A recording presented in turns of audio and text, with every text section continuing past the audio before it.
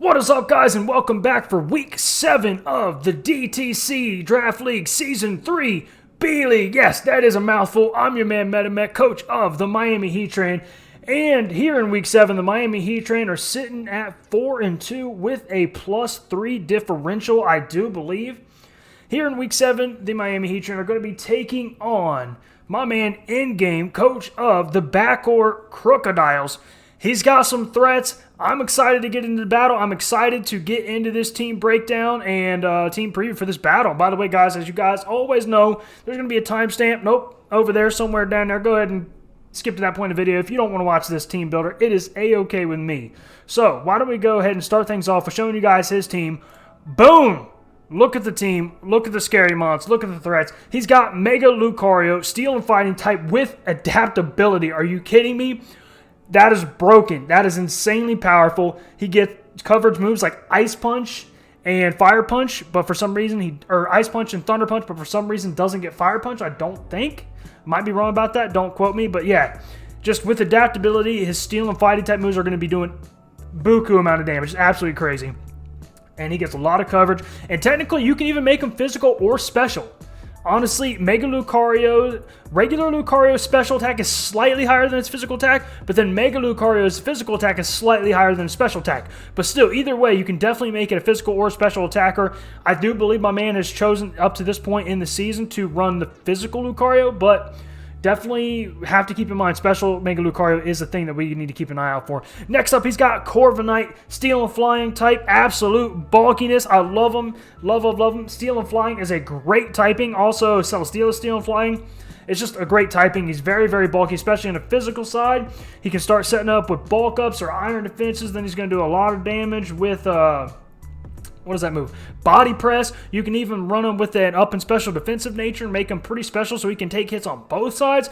Honestly, crazy. Obviously, he gets access to Defog. I'm pretty sure he gets Stealth Rocks. I'm not sure about that, actually. I don't know why I said I'm pretty sure that I'm not sure. But either way, he could potentially do that, and he obviously hits very hard with the Steel and Flying type moves. He's kind of slow, but he is very bulky nonetheless. Next up, he's got Kyurem. Oh my gosh, this is the third Kyurem we're taking on this season. We faced Kyurem Black, then we faced Kyurem White in the next week. Now here we are in Week 7, we're taking on just a plain regular old Kyurem. You know what? The goodie, the classic Kyurem. The Ice and Dragon type. This thing, obviously, once again, can be physical or special. Pretty sure its base attack and special attack are 130. Most people obviously choose to run special Kyurem because it does get a better special move pool. Also gets access to Freeze Dry, which could hit even our Water-type Pokemon for super effective damage, so we have to keep an eye out for that. It's got base 95 speed, which is the same tier as our Gliscor and our Obstagoon, so that is something that we have to keep an eye out for and definitely plan for that, plan around that. It gets access to Earth Power, which is super effective on Solgaleo, if we choose to bring Solgaleo, that is.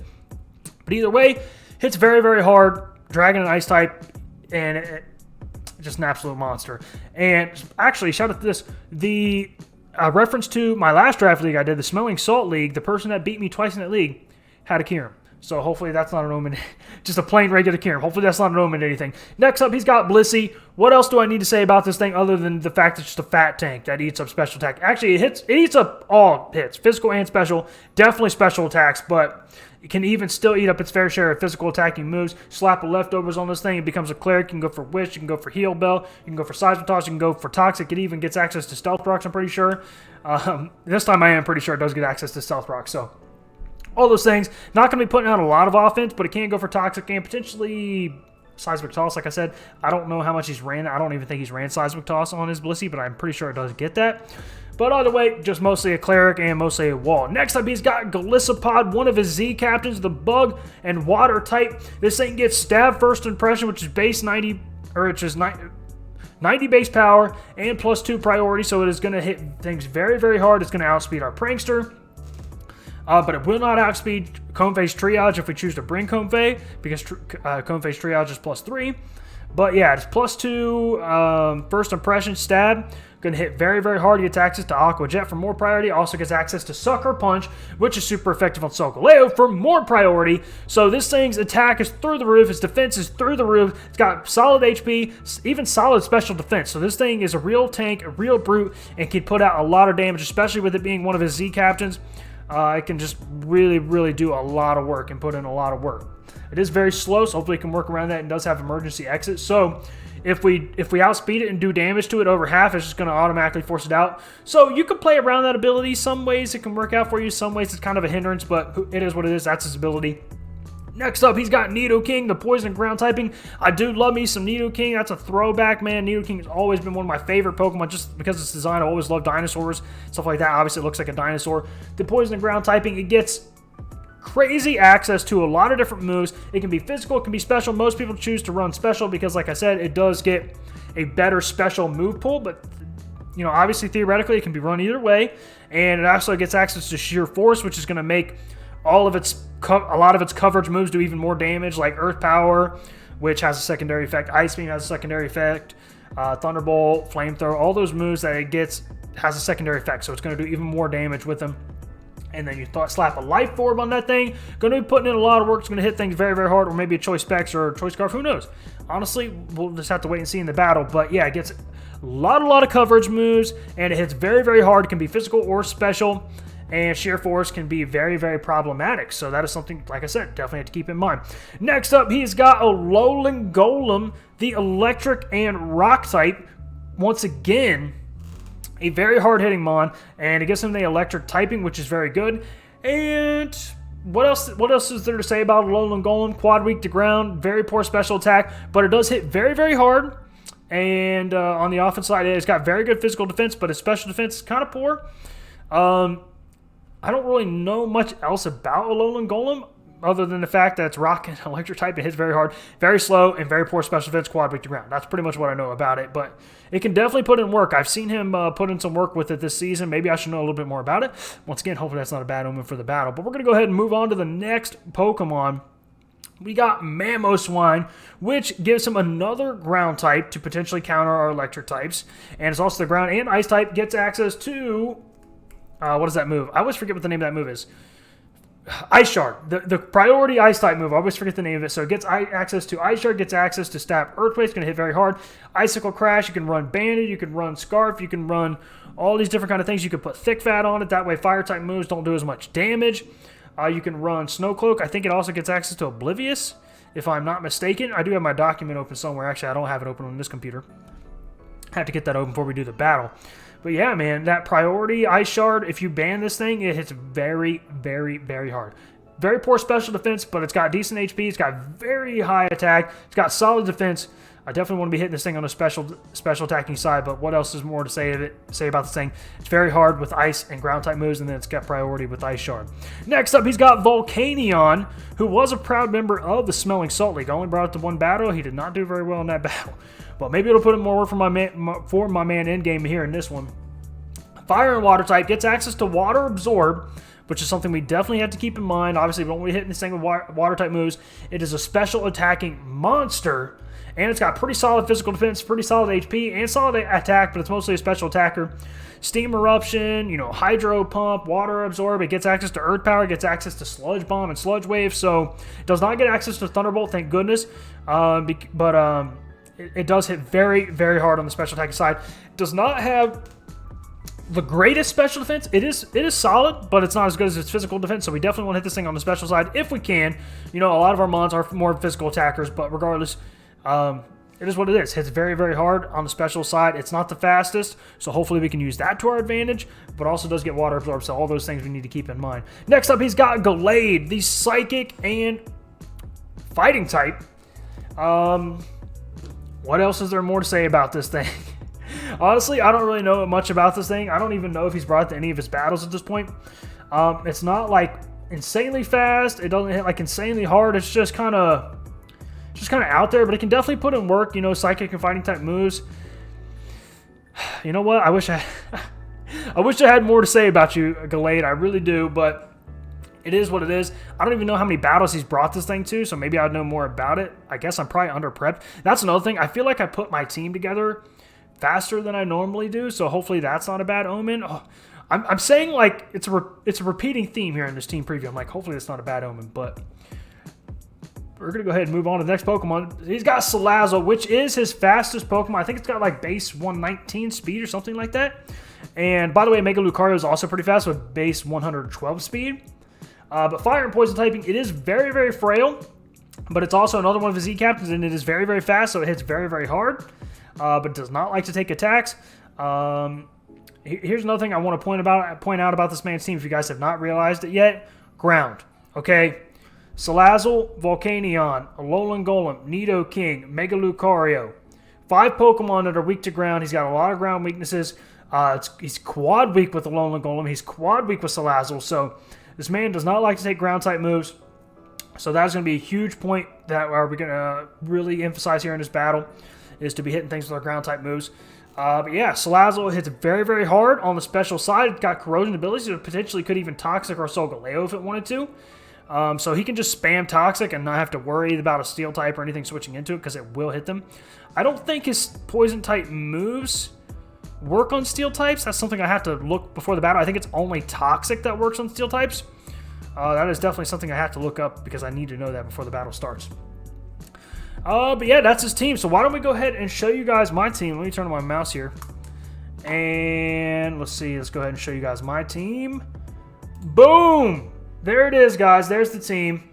We got Solgaleo. And before I get here onto the team, I want to tell you guys this. Just a little update on our team. This is Week 7, and Week 7 is the final week in the DTC Draft League Season 3 B League where you can make free agent transactions and where you can make trades with other teams.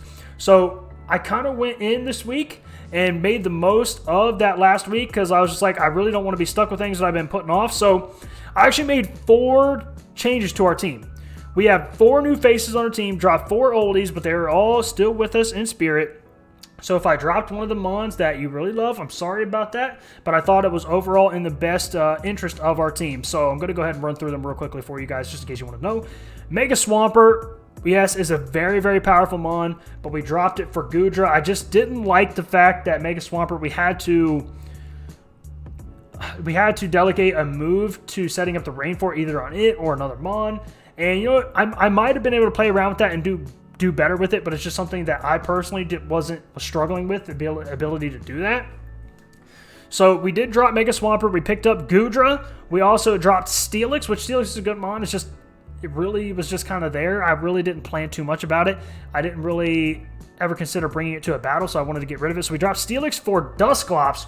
Throw an Eviolite on that man. He is going to eat up hits for days, man. His defenses are through the roof with that Eviolite.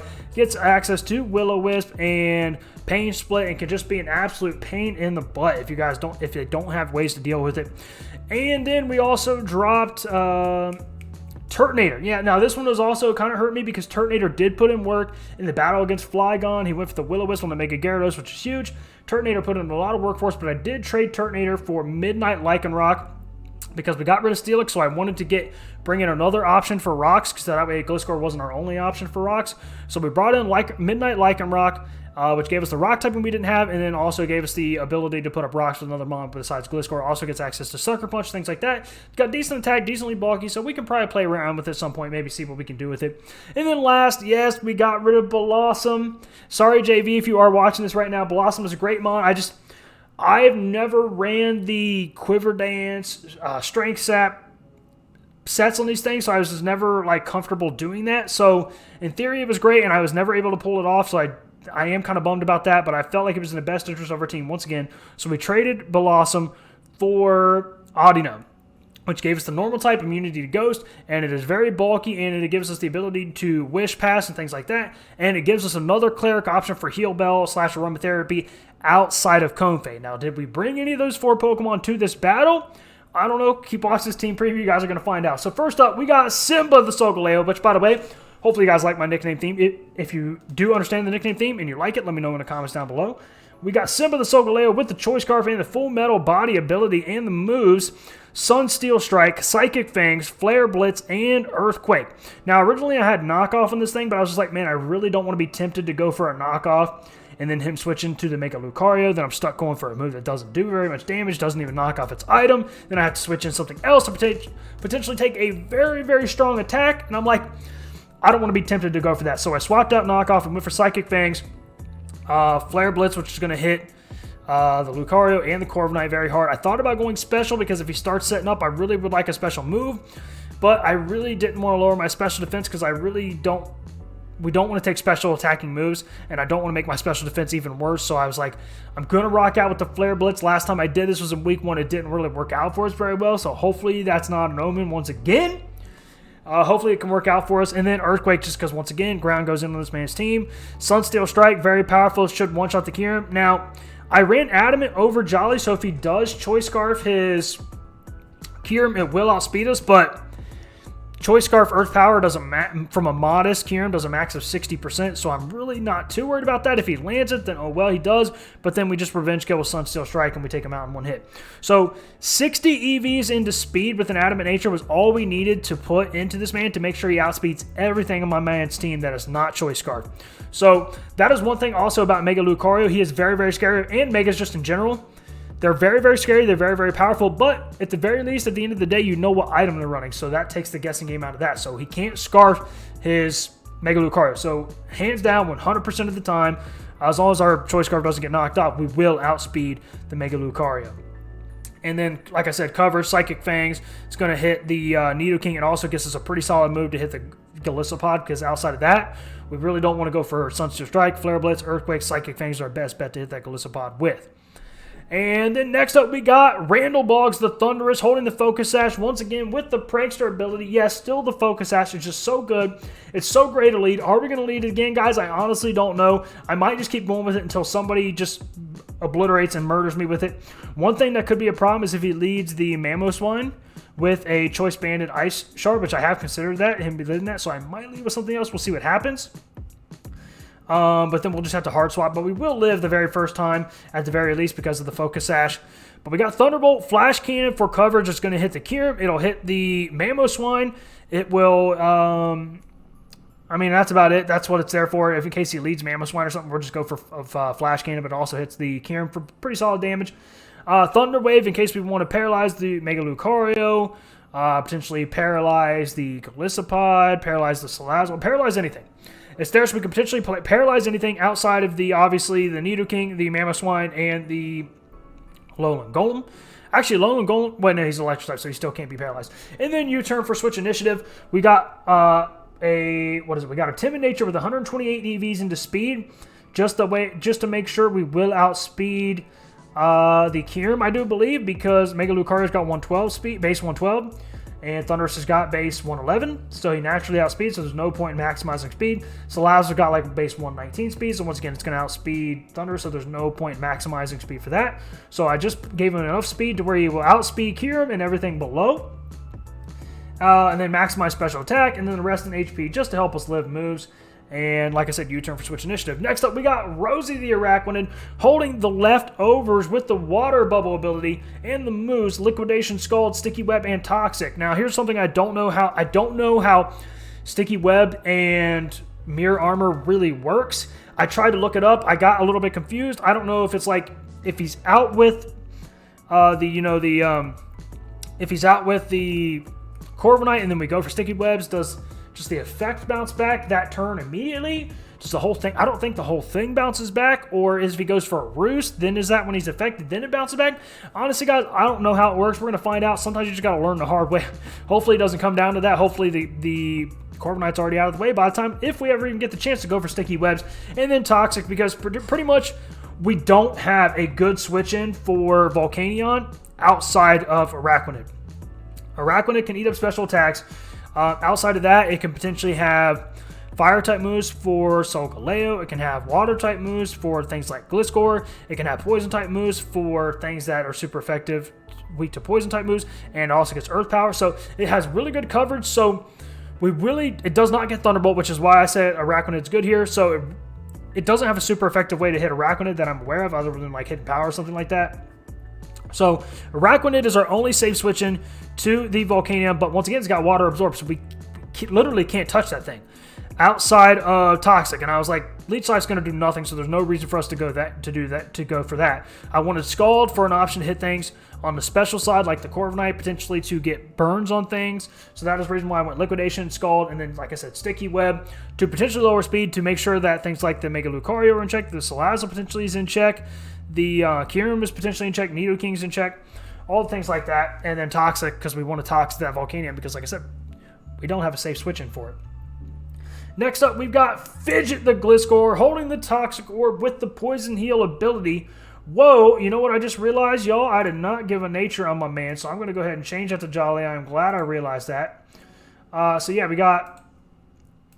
Let's see, let's go back to the team. We got Fidget the Gliscor holding the Toxic Orb with the Poison Heal ability and the moves Earthquake, Defog, U-Turn, and Stealth Rock, because Stealth Rocks could be very crucial in this battle. It could help us one-shot mons that we don't otherwise one-shot, so I really want to get Stealth Rocks up here if we can. I needed a Defogger, but I like Thunderous's moveset, so I didn't want to run Defog on Thunderous. So we ran it on Gliscor just in case we feel the need. U-Turn for Switch Initiative, and then Earthquake just because ground-type moves go in on his man's team. It is a speed type with the Kyurem, so if we get in a position where we're in against the Kyurem and he's not affected by Sticky Webs, as long as he's not choiced, it is a speed type. Both have 95 speed. If he runs max speed on it, we run max speed on it, we will speed tie. And who knows? Maybe we win the speed tie, and then that's crucial to our victory in the battle. But this is the set I wanted to run on Gliscor this week. And then 200 EVs into attack, I believe, is what we needed to make sure that we one-shot things like the Mega Lucario and the Nidoking. I'm pretty sure we do not one-shot the Volcanion with that. I will have to make sure I calc that probably during the battle. But I'm pretty sure 200 is what we needed to one-shot the Mega Lucario and the Nidoking. I don't even think with max we could one-shot the Volcanion, which is why I just put 200. Then the rest into HP, once again, to help us live moves. Next up, we got Tinkerbell the Comfey holding the Life Orb. Yeah, we're bringing that Life Orb back, baby, with the Triage ability, because I wanted to catch this man off guard, obviously, with Draining Kiss, Giga Drain, Aromatherapy, because once again, we need a Cleric, we need, a potentially status healing thing, and then Hidden Power Ground, because once again, Ground goes in on this man's team. So with the 240 EVs into speed, we will outspeed, I think, the Nidoking. That was mainly what I wanted to guarantee that we'd outspeed, because if he runs Timid, max speed Nidoking, we will outspeed it. And Hidden Power Ground will do about half to it, so maybe we can catch him off guard with that, maybe if he's already taking some damage. Hidden Power Ground should Oko the Salazzle if we can get it on the switch in. Maybe if we got Comfey out there and he thinks that, and we think he's going to switch in because he knows he resists Grass, he resists Fairy, so maybe he thinks it's a good switch in. Boom, we hit him with that Hidden Power Ground, he's dead. Hidden Power Ground, I think, does like half or so to the Volcanion, like half or so to the Mega Lucario, which he does outspeed us, so we probably don't want to go in against that. But yeah, it's just going to put in work. Giga Drain super effective against the Alola Golem. Giga Drain super effective against the Mamoswine. Draining Kiss is super effective on the Kyurem, does a solid half to that. So I just figured Comfey did enough here because I really wanted to run Audino, guys. Honestly, I actually had Audino in here, and I was just like, Audino does nothing on the offensive side. It's literally just for Wish and Heal Bell, and I'm just like, I wanted more offense out of that 6-member, so I brought Comfey back, and this is the set I wanted to run on Comfey. So we got max special attack, and then, like I said, 240 EVs into it to make sure we outspeed the Nidoking, because outside of that, we should already outspeed the Corviknight. I don't think we outspeed a max speed Kyurem, so that is something I will have to calc in the battle, but this is, regardless, I wanted that max and special attack. And then I thought we had Leech Seed, but we don't have Leech Seed because the Blissey could be kind of annoying, but it's okay because we really need Aromatherapy, and I like my other moves on there. And then, like I said, Giga Drain will do a quarter of health to a quarter to a third, I think, of health to the Golisopod, potentially. And then we do outspeed its first impression if we're in that situation. And then, yeah. So we're going to go ahead and move on to the last member of our team. We got Bagheera, the Zeraora, with the Choice Band, holding the Choice Band with the Volt Absorb ability and the moves Plasma Fist, Low Kick, Blaze Kick, and Knock Off. Now, we could go Adamant Choice Band because his fastest mon is Salazzle, so we got 180 EVs into speed just to make sure we will outspeed a max speed Salazzle, and Plasma Fist is just going to put in a lot of work. It'll hit really hard on the Mega Lucario. Obviously, it's going to hit the Corviknight really hard. It should OHKO the Corviknight, even if he's max defense, max HP, it should still OHKO. I'm pretty sure I ran that calc. It's not quite an OHKO on the Golisopod, but it's pretty darn close. With Stealth Rocks, it probably should take him out in one hit, I'm pretty sure. And then Plasma Fist, I'm pretty sure OHKOs or maybe pretty close to OHKOs. I have to run the calc in battle. The Volcanion, but with rocks, it definitely should OHKO, I'm pretty sure. Low Kick should one-shot the Mega Lucario, I'm pretty sure. Low Kick should one-shot the Kyurem, I'm pretty sure as well. And I think it also does work against the Alolan Golem, if I remember correctly. And then Blaze Kick also should OHKO the Mega Lucario. Blaze Kick's going to hit the Corviknight also as well. It's neutral against the Kyurem. And it's just also just a good coverage move. Also to be able to hit the Mega Lucario and things like that that might be immune to our Electric-type Moose. And then Knockoff, because Knockoff is good. Now, I'm okay with Knockoff on Zeraora because we usually don't... Zeraora is usually like our reserve come-in sweeper right at the end, so hopefully by that point I've already played around the game and we've worked around the Mega Lucario, potentially like that, but still Knockoff could come in useful. Like I said, I really don't want to get in the situation where I go Knockoff and he switches in the Mega Lucario. Hopefully that doesn't happen. But still, Knockoff can be very useful against things like the Blissey stuff, so we got Knockoff on there. This is the set I wanted to run. And hopefully this set will put in some work for us. Now, once again, guys, I got 4 new Pokemon on our squad, but I didn't bring any of them to this battle. It's just, I don't know, I threw the team together maybe really fast. Maybe it's my fault for not doing enough research, maybe not doing enough prep, maybe not finding ways that I could squeeze in these other team members, because I really wanted to run Dusclops with Frisk and maybe lead it, because it will tell me what his lead's item is, so that could be very useful, but I can still run that in another battle. I really almost brought Goodra to this battle as well, but just I didn't want to bring, because look, he's got 2 ice types on his team, and we got Thundurus weak to ice, we got Gliscor weak to ice, and then Freeze Drive, which I know Kyurem gets, Araquanid's also weak to that. So if we brought those 3 and Goodra, that's 4 mons weak to ice / freeze dry, and I was just like, I can't do that, man. I literally just can't bring that many mons weak to ice. It would be a bad idea. So that's why I couldn't squeeze in Goodra. And then the other 2 are Audino. Like I said, the reason why I didn't bring Audino, just didn't bring enough offense for me in this situation.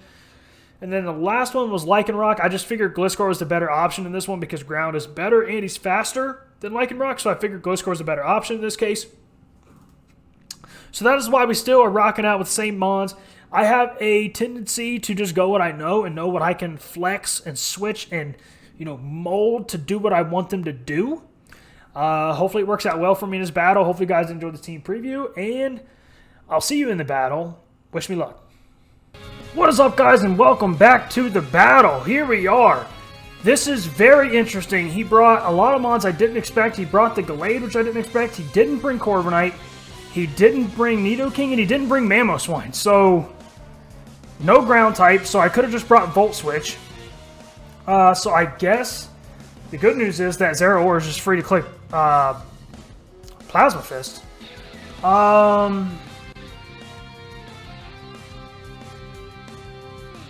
Do we want to still just lead off Randall Boggs?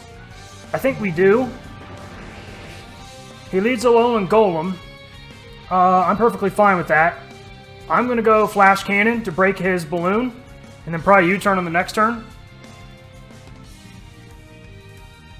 He goes Stealth Rocks, okay.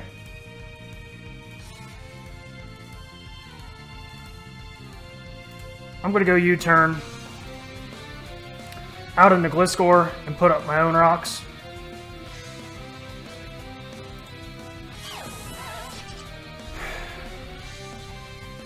Goes Fire Punch. It does not much. If he would have got a burn there, though, that would have been really annoying.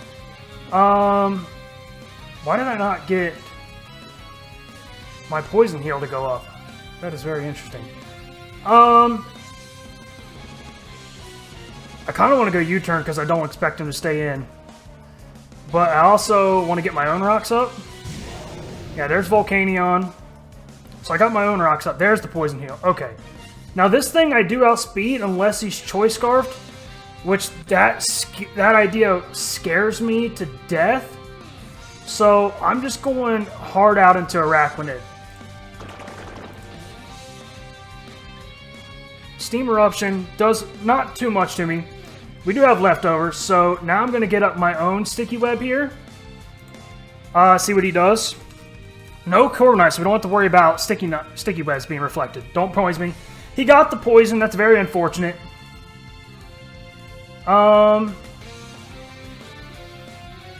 So I'm just going to Toxic here.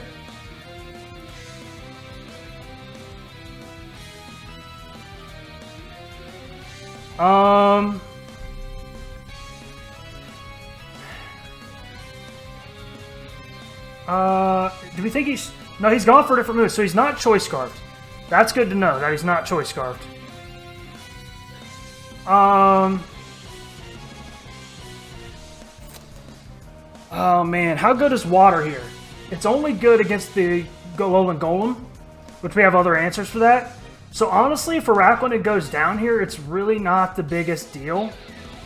It's also good against the Salazzle, but we have options for that, too. So, he has no Heal Bell option. I don't think he has a Defog option, either. So, we're both just dealing with these rocks. Thank you, King Rucker, for wishing us good luck. Yeah, I'm just going to go Toxic on the off chance. Yeah. Okay, now I need to get a count going up in here. How much damage does Thundurus do with 2 Volcanion? Thunderbolt should Oko. Thunderbolt should Oko.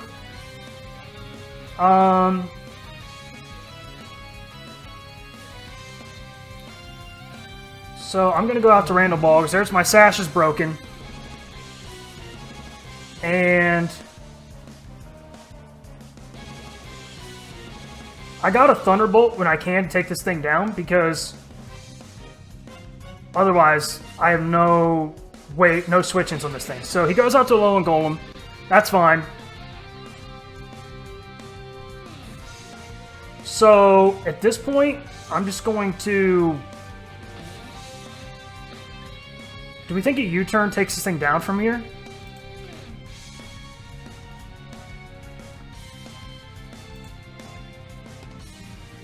U-turn should, if he's got no defense investment, but I'm just going to go for... Flash Cannon is good for the Kyurem if he switches into that, which I doubt he does, but... I'm just going to go Thunderbolt again, take out the Alolan Golem. Okay, what comes in next? What comes in next?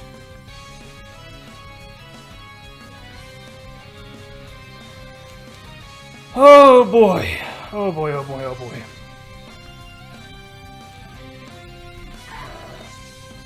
Okay, out comes the Mega Lucario, whose speed is already harshly lowered, but I'm going to lower it even further by going for a Thunder Wave. He's setting up on me. That is very terrifying. That is very, very terrifying. So in that case, I'm just going to Thunderbolt. Bullet Punch is resisted. I'm going to Thunderbolt again.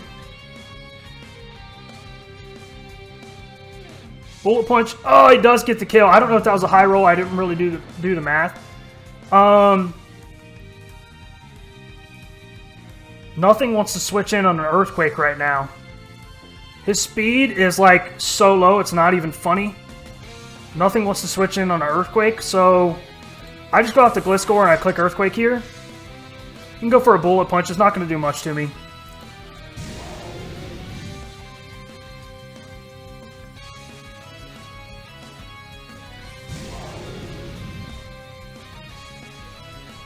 Okay.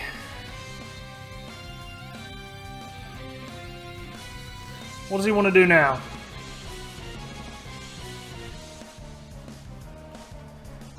Okay, am I still recording? I am still recording, it looks like. Yes, I am still recording. Alright, what does he want to do now? Nothing wants to take Earthquakes. I outspeed everything.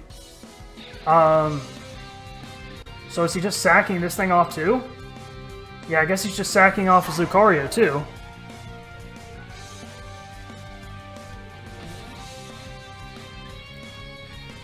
We're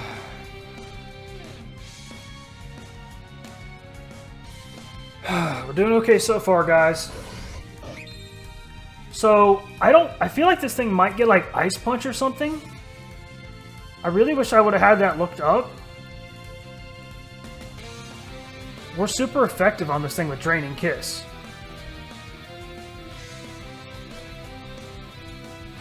Does this thing get Ice Punch, guys? Let's just go U-turn.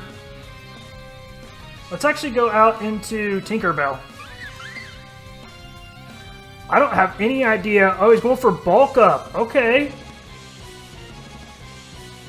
Okay. How much does Draining Kiss do to a Gallade? That is not something I count. Where's my Comfey at?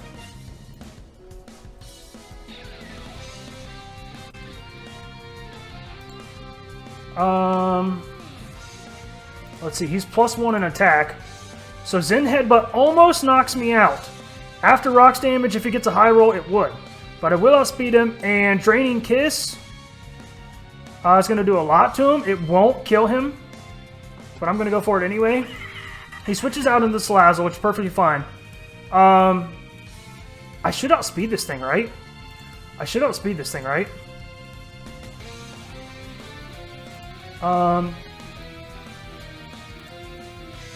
He could be Choice Scarfed. I think it's worth the risk, guys. Let's say he's -1 speed. His speed is 244, so I do outspeed this thing. I'm going for Hidden Power Ground. Down goes the Salazzle. Who would have thought the Comfey would put in this much work, man? Oh my goodness, that is insane.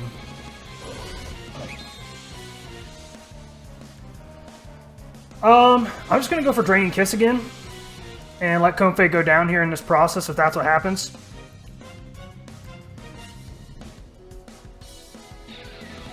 He goes Psycho Cut, does a decent amount of damage. I'm just gonna go Draining Kiss again. I don't know if we'll live after we take our first attack on the Kieran, but we'll see what happens.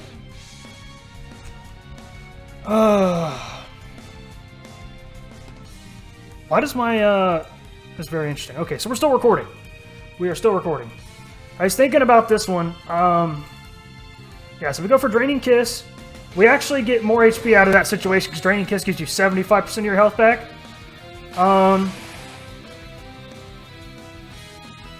Let's go Draining Kiss. This will not OHKO from here. But hopefully it gives us a good amount of our health back. Did Comfey really get 3 kills? Or 3 kills if we live this, that is.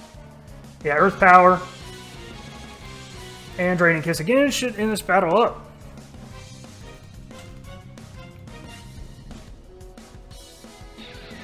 Okay, GG, my dude. Okay. Thank you so much, Endgame, for the battle. By the way, guys, I don't know if Endgame has a YouTube channel. If he does, you better believe the link for his channel will be down in the description. So make sure you share the love, show that man some support, and we would definitely appreciate it. But hopefully you guys did enjoy this battle.